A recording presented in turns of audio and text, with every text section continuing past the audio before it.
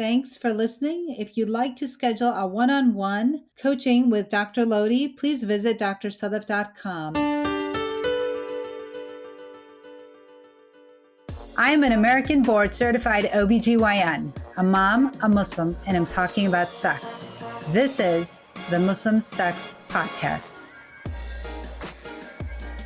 Welcome to the Muslim Sex Podcast. I'm Dr. Sadaf Lodhi, and this episode is everything you need to know about Eid. I am here with my sister, and we will be talking about everything having to do with Eid and what we look forward to and what we like, what we don't like, all that good stuff.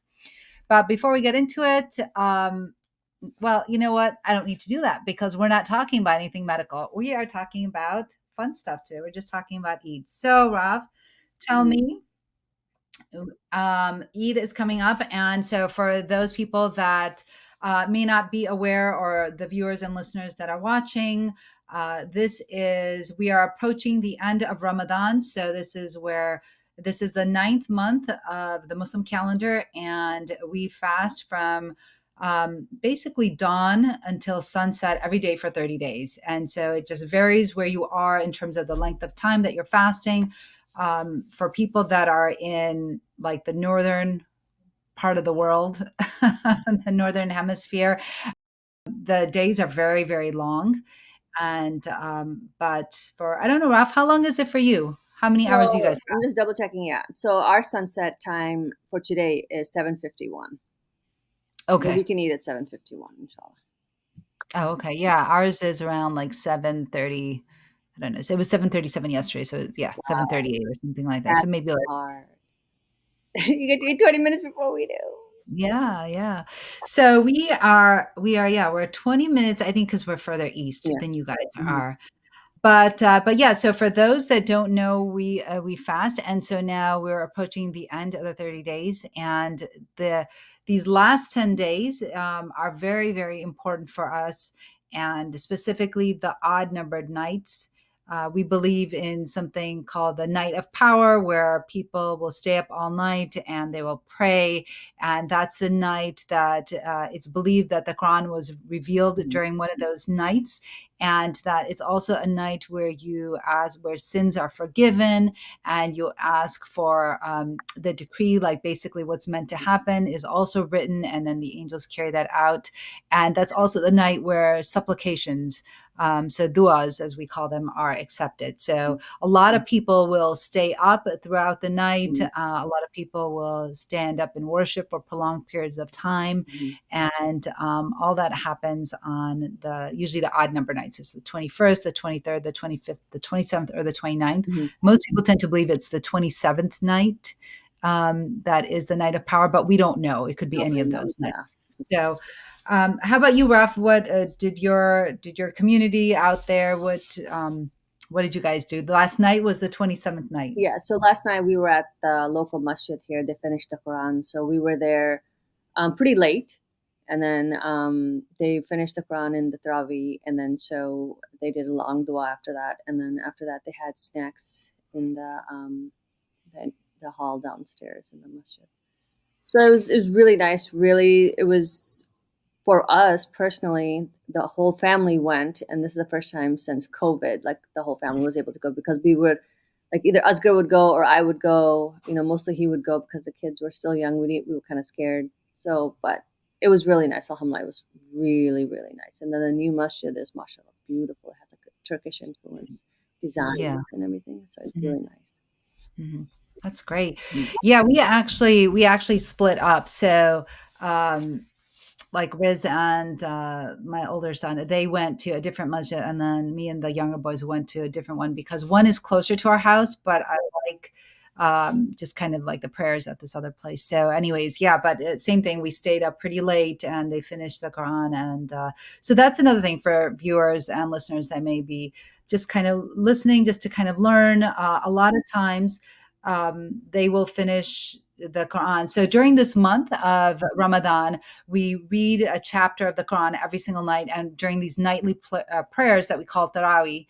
And during the 27th night, one of the odd numbered nights, they will finish the whole Quran, which actually yeah, the whole recitation, and it actually takes a long time. So to read one of those chapters, it's pretty long. So, and it's in Arabic, so it's not like we're reading the translation in English or anything like that. The reason why we recite in Arabic is because our prayers are in Arabic, and Arabic is actually the language that the Quran was written in, and it's universal. So if you were to go to any place in the world and you went to a prayer there, you would be familiar with that prayer because it's written in Arabic. It's done in Arabic. It's said in Arabic. And so you wouldn't go to like, say, like Turkey and think that the prayers were going to be, said in Turkish. They would be recited in Arabic. And so that's why a Muslim can go to any masjid anywhere in the world and still participate Mm. because It's the universal. yeah. Yep. The language that the prayers are done in are is Arabic, and so everyone's able to read it. We don't always understand. You have to look at the meaning in the language that you understand, but the recitation is all universal. It's all done in Arabic. So tell me, what did you guys like? What did your kids like most about Ramadan? I know your daughter finished the Quran Well, recitation, yeah. middle one, so that's fantastic. That is a really, really important feat for most Muslims, specifically in the South Asian community, because for Arabs, I know it's more important that memorization is more important of the Quran. Whereas for us as South Asian, Indian Pakistanis, we tend to focus more on the recitation of it and trying to And finish it finishing during. it, yeah. No, no, we were really excited about that. She's super excited. She was so happy that she finally finished it. Like I posted a video, and you can tell in the video, she's like, "It's the last surah," and we're like, "Yes." So really happy. But one of the apart from that, what one of the things that girls look forward to is decorating for Ramadan, and they were like, "Are you going to decorate? When are you starting to decorate?" We just try to make the house as festive as possible, and so that, and then we'd like doing the iftars, going to people's houses to break fasts. And so Mhm. that's one of the things that I look forward to personally as well because it gives me a break from cooking. But yeah, but what about you? Yeah, so it's funny, right? The difference between boys and girls. My boys could care less about decorating. They're just like, "Oh my God, we got to decorate now." So I'm like, "No, we have to decorate. We have to make it look festive." Yeah, So that, is really important because it kind of sets the scene for the month, I think. And then it makes it, I think that different people have different holidays. And so when they decorate for theirs, it makes it very that's like good. Christmas, right? Like everyone knows it's Christmas time. And so, the trees are up, the Yeah, lights, and that's a beautiful time of year, and I actually love that time too because it's so festive, the lights. I but love the lights. yeah, the lights are the best. But during Ramadan, and especially because we don't see the decorations everywhere, it's so important to at least have it in your house so that it feels festive and it kind of gets you in the mood for Ramadan. It gets the kids excited, and we have a little calendar at home that I'm sure you do too, probably. It's kind of like they call it the Advent calendar. Basically, you count down the Yeah, days. Um, until Eid, and every day we just kind of mark it down to so they know how many days are left, and it gives them something to look forward to. And of course, being kids, they definitely look forward to the gifts that they'll get at the end of Ramadan. And this year it'd be great because you and I are going to go see our parents, and we'll be able to spend time with them during this Eid, and the kids will get to see their grandparents, which is really nice. yeah, So yeah. It's really important to spend time with the grandparents, especially for kids to help them build memories and just core memories of how Eid was spent and who they spent it with and everything like that. So we're looking definitely, forward to that. Yeah. what I think is super cool is that in Dearborn, Oh, right? Like they Sahur have. Fest. My kids want to go to Sahur Fest so bad. Oh my God. But it ends, right? Because it was last weekend was the last weekend. So it only happens on the weekends, right? I'm so jelly. I mean, that looked amazing. What? How many thousands of people did they have We there? had 300,000 plus people. That's crazy. So, for people that are listening that may not know what the heck we are talking about, so during the month of Ramadan, our meal that we eat, the pre dawn meal, is called suhoor. and or in like Desi language, Indian Pakistan, we call it sari. And then our breaking of the fast meal is called iftar. And so in Dearborn, which they started, which unfortunately wasn't there when we were there, No, no, uh, yeah. is that they started this Sahur festival. So I guess what are the timings for that? I think it's like 10 p.m. to like 3 a.m. or something like that. I want to say I don't know. 4 a.m. I want to say 4. Yeah, I know. I think it's like maybe like midnight to 4 or something like that. You have to buy tickets now. It's very organized. They have all these food vendors come from all over, and they sell out. Yeah, Every yeah, weekend they sell I saw out, that. And I so it looks saw that. phenomenal. It started within the last 5 years, something like Yeah, that. But it totally so amazing. looks amazing. Yeah, they have a whole Instagram following and stuff Mhm. like that. I was looking at their just their photos and their videos that they have on there, but it just is totally amazing. And it really brings the community together Yeah, because it's not, and I think that they interview the organizer on there, but he talks about how, it doesn't matter what sect of Islam or whatever that you're following. It's just the whole community coming together and celebrating the month of Ramadan, and of course to do it in Dearborn, right? yeah, Like you and I, we both went to undergrad at yeah. Dearborn. You know that Dearborn has the highest population of Arabs outside the Middle East, Lebanese, and yeah, so Lebanese, yeah. yeah. And so it's what greater place than Dearborn to have something like that and to host it, and the food, The right? food. Food is so good. And Tomorrow when I get there, for iftar, you know where we're going, right? We're going to Hamidu's. I know that place So, is unreal. So for unreal. anyone, yeah, for anyone that's in Michigan, and this is not even a plug. I mean, we're not getting paid to say this, but this place is phenomenal. Phenomenal.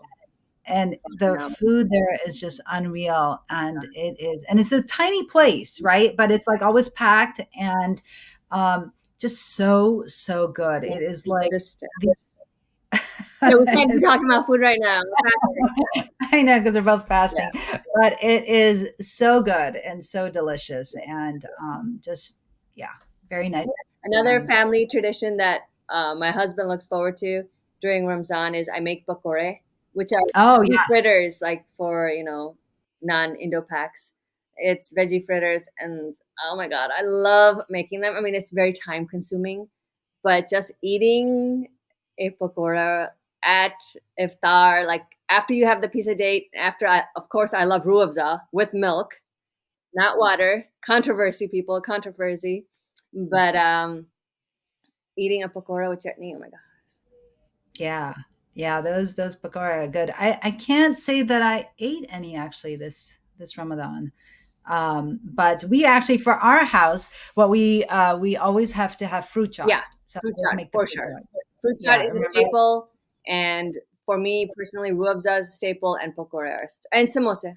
Can't forget the samosa. Yeah, I know, right? So all of those good food. So for anyone that doesn't know, feel free to go check out at your local Indian or Pakistani restaurant. But you can definitely check out like pakore, samosa, dahi bade. I like dahi bade. Um, you don't usually find fruit jar. Fruit jar you just kind of have to make on your own. And rooibos is a drink that you make. Basically, it's like rose syrup, So it's right? either you make it with milk or water, and like there's a controversy. Some people really prefer it with water, other people really prefer it with milk. I'm team milk all the way. If anyone knows me, team milk all the way. Ruafza with milk. Yeah. Yeah. Yeah, I know for sure. Milk, it really tastes really good with milk, and we used to drink that all the time. My kids, my kids miss is so we used to put Faluda in it, Yeah. and You're crossing the line there, honey. and my kids liked that thing called Kook Malanga. Yes. No. They really like it. They miss it actually. They Yeah. they, uh, they talk about it all the time. Crossing too many So boundaries here. Too many. yeah, I know they really I just enjoyed it. like the plain ruafza with milk. That's it. So what are you guys wearing this year for Eid? What are the colors? The color scheme. I know you always have a color scheme. Ooh, the color scheme right now is pink. Mom just got my package from Pakistan. I had clothes made in Pakistan and they were delivered. Ooh, So mom just got it, and so I'm gonna bring backup outfits just in case they don't fit. We'll have bring backup outfits, but it's gonna be pink. From me, the kids, and Asghar, we're all gonna be wearing pink. inshallah. Nice. Nice. Yeah. This year I mean, and just for people that are listening, there's no no rhyme or reason. We just like Yeah, coordinate. yeah. I mean, it's not a big deal. The colors don't mean anything, but I picked I don't know, this year I saw this outfit that I liked and it was royal blue and we'll see. I don't know. We'll see. Hopefully it looks okay. My So backup outfit's actually navy. is it? Yeah, Yeah. yeah. Cool. But yeah, so and what are the things that you like doing most when we go to Michigan? Well, obviously, just hanging out with mom and dad first and foremost. Get to see them, hang out with them, maximize our days and afternoon with them, and then in the evenings, try to hang out with as many friends as possible that we grew up with. Yeah. Yeah. Yeah. And of course, I love Dearborn I know. Oh my God, Dearborn, we have to go to and Dearborn. jewelry. But I know Rafia loves the jewelry. Yeah, no, I mean, I love going back to Michigan, just all those memories and also all of our friends and just so great, right? Have that time with family and friends, and it's really nice. It's just very nostalgic, Yeah, which is great, which is I fantastic. want my kids to have fond memories of Michigan as well because we had like most amazing memories going to IAGD and Yeah. doing Travi there with Imam Munir, just everyone that we grew up with there. And alhamdulillah, they're still our family and friends to this day. So it's that our masjid just provided us so much, such amazing roots. Yeah, no, it's fantastic, and it's fantastic to see how big that masjid has grown Yeah, since we were right, since we were there. yeah, But just and so many people and families have moved into that space, and it is really, really nice to see such a strong community, and really you see the value of community when you go back, yeah. and because we still have those strong ties with our friends that we grew up with um, it's different when you move out and you're older and things like that. But when you go back and you're able to still see those friends and share those similar experiences, it's really nice. Yeah, It's definitely a sense of coming home. yeah, You know, yeah, so for which is sure, great. 100%. Yeah. It's great. Well, so anything that parting words or anything that I don't know, do you want to say? I hope for people that are Muslim that are fasting, may all of your fasts and du'as and supplications be accepted, inshallah, ameen. And then may we live to see another Ramzan, inshallah, next year. And then, it's sad for Ramzan to go away, but then in the same token, come back to a regular schedule, regular sleeping schedule, and everything like that. Yeah. Yeah, so many emotions, right? Yeah, So many with Ramadan. I mean, like you look forward to it because of all of the things that Ramadan teaches you with the discipline, the self-control, realizing that you are stronger than your appetite is, that you can handle anything that comes your way, that you can empathize with people who throughout like every day don't have food, don't have drink, don't have water, and don't have a safe place to stay and things like that, and you can empathize because you see what it feels like to not be able to eat, not have something to drink. And I remember reading an article once and somebody said the difference between somebody fasting in Ramadan and somebody that doesn't have food or drink throughout the year is that at least and they were talking about themselves. They were saying, at least I know that at the end, at sunset, at least I'll have something to eat, at least I'll have something to drink. Whereas this person that is suffering from hunger and famine and doesn't have any clean water to drink, they don't have that it's a guarantee. constant for them, whereas it's just a humbling experience, like 1 month, a humbling experience, just. Right. And even let's say if they were fasting, they don't know that at the end of their fast, if they're going to have anything to eat or drink. Right. So for us, it, really instills in us a sense of empathy and compassion for those that do not have food and drink throughout the year. And so I really look forward to Ramadan because I feel like it really helps me to focus on the spiritual and not so much on the physical, but more on the spiritual aspect of my life and helps me to center. And just as your daughter finished reading and reciting the Quran, I finished, and I'm very proud of it that I finished reciting the whole Quran this month myself last night during the night of power. And that was really important to me to get that done. and it was because I really wanted to do it, and also it was hard, between work and kids and family and this and that. Mhm. But I decided that was my goal, and I spent over an hour every day reciting the Quran. So I was very grateful that it happened, and it happened on a very important Yeah. night. So that was very cool. So, inshallah, Azkar will be able to finish the Quran probably tonight or tomorrow, inshallah. Yay, inshallah. That is fantastic. So a lot of people finishing. That is really great. That is really amazing. Really amazing, mashallah. So that is fantastic. That's good to know. Yeah. And it's a really big deal. It takes a lot of Yeah, commitment. that's commitment. Yeah, for sure. So that is really amazing. And that's actually one of the most important things I think about Ramadan is that it just teaches discipline, right? Yeah. It just teaches focus and discipline, and that's what I love about it. And when, like you said, right, when it ends, you have like this mixed sense of emotions, Mm, right?